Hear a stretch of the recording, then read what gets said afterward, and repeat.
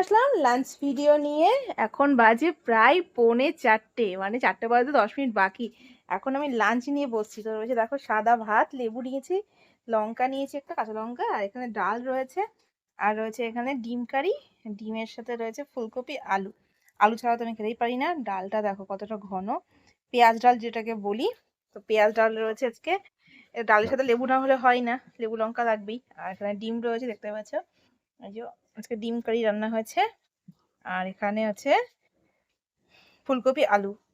হয়তো ভাবছো তো লেট করে কেন খেতে বসছি আজকে, কারণ আজকে বাড়িতে কেউ নেই, মা গেছে ওই ঢেকিতে চাল কোটাতে পিঠে করবে বলে। ভাইয়ের স্কুল ছিল, আর ছোটি তো আজকে পড়তে গেছিল, তার জন্য মামাকে নিয়ে আমি একাই ছিলাম বাড়িতে।